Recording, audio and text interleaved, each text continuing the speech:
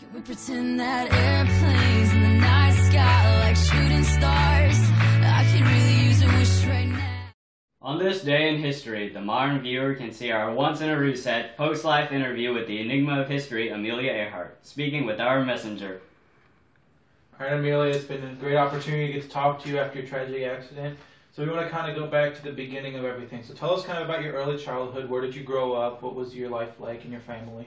Well, for me, I was personally born in July 24, 1897 in Atchison, Kansas. Me and my younger sibling, her name was Grace Muriel Earhart. We were both the daughters of Samuel Stanton Earhart. We were very much German descendant. Of course, my nickname at the time was Mealy, which didn't have much to do with the German. And but we were very adventurous kids. We were always getting into trouble, having fun. I developed a liking of aviation, you know, jumping off the roof, climbing trees. It was fun. I liked being in the air. But I was homeschooled for a long period of my life. My mother did not believe in private schooling out of the house, so we were homeschooled. I didn't attend 7th grade until about the age of 12. After that, I went into work as a nurse in 1918 during the Spanish flu pandemic, also working as a chief author and working with the Civil Rights Report, and also doing my solo flight across the Atlantic.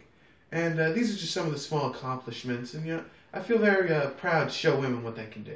So you mentioned your flight across the Atlantic and the Pacific. So is there any stories you'd like to share with us about what happened there? Because nobody was there with you, so you're the only person who experienced that. So what was that like for you? Well, for me it was very scary at the time. Being all alone, being afraid, really. Well, you did have your navigator with you, but... There's very little comfort when you have someone sitting behind you at 40,000 feet. It's very little comfort. I mean, it wasn't like being alone, but you felt isolated, very, very lost from the world. So, you know, that you did this, and I think a lot of us believe that you did it because you wanted to stand up for women, and you could prove that women could do anything, right? So, is there any other reasons you did this besides that? Well, a lot of it was to show, as you said, you know, the power of women, that it's not just a men's world, but it was also to kind of show myself what we could do, show the bravery that I had, what I felt was right to do. Of course, a lot of women at the time were not feeling this way, very much housewife, but I just felt like I could stand up and show what was right, and it's probably mainly what I did it for. A lot of people say that your flight and that your bravery and your courageousness led to the rights of women later on, the voting rights, the rights for jobs and pay. What do you think about that? Do you think that that is one of your greatest accomplishments, or do you think that's maybe one of your most prideful moments or most joyful moments in your life? Well, it's definitely very good to know that what I did will be remembered. Definitely that I was able to pull things like that out for women. As far as crowning achievement, I don't know, but it's definitely good to know that I was a leader in these sort of things, and it's just very good to know that people did not just see me as some blonde, and that they saw it as a real event. Yeah. So on our show, one thing we like to talk about is conspiracies. So one of the main conspiracies that a lot of people believe is that you were a spy, the American government who went over in Japan and was captured by the military, and you were forced to spread their propaganda using the name Tokyo Rose. Can you tell us anything about that, if it's false or true? Well, those are just plain not true. I don't feel anything to do with the Japanese, the things like that. That's not true in any way. It's very much a rumor. I never felt the need or worked with the Japanese in any way.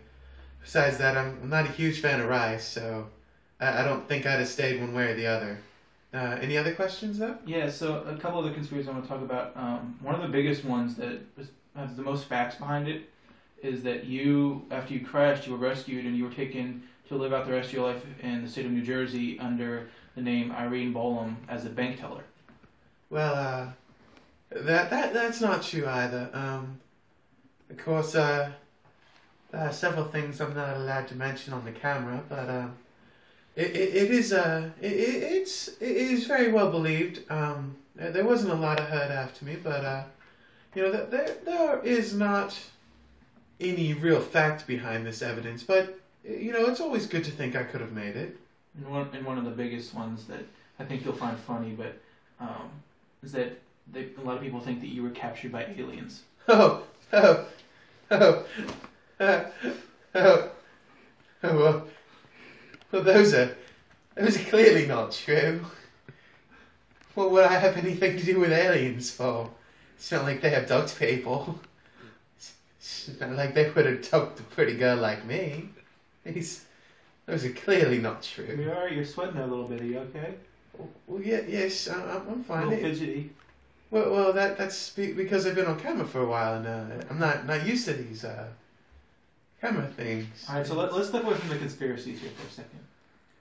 Take me back to what it was like when you crashed in the Pacific. What was going through your head? What was happening there? Well, a lot of things kind of pass through your mind. What could you have done? Who should you have said goodbye to? Who might you have changed things for? But it was a humbling experience, while at the same time being terrifying. There was definitely some things that were hard to swallow. The complete stillness, the aloneness, the lack of noise, the lack of emotion, the lack of friends, the lack of family. I only wish I had said goodbye to my to the people I loved, and been around them one last time without being out there alone. Of course, my co-pilot didn't survive the crash. It was definitely very chilling being alone. So did you find any land, or did you find any help at all, or did you just drown at sea? Well, at one point I was close to the land. I passed by several islands, but the current was too strong for me to get in. I did, however, see one island with a it seemed to be this family on it, a boy in a red shirt and a fairly large man with a blue suit and black captain's hat. But I didn't see much of them. They were Amelia. Yeah, Are you yes, perhaps talking about the show Gilligan's Island? I don't know of this show. What show is it? It's the show about a shipwrecked crew named Gilligan and Skipper and Professor. I don't know about the show. I saw several people on an island in a wrecked boat, but okay. I wouldn't know the names. So on that note, we're going to end it there. So thank you, Amelia, for being on the show.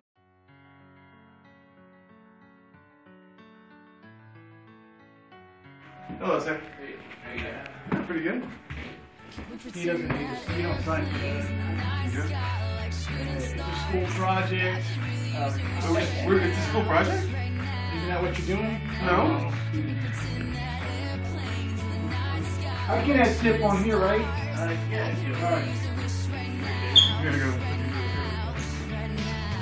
Yeah, I could use a dream or a genie or a wish to go back to a place much simpler than this. Cause after all the partying and smashing and crashing, and all the glitz and the glam and the fashion, and all the pandemonium and all the madness, there comes a time when you fade to the blackness. Ah, darn it. You staring at that phone in your lap, and you hoping, but them people never call. Do the interview, I guess. Like with Joseph? No, I can do it with you. Because it makes just as much sense to do it with you.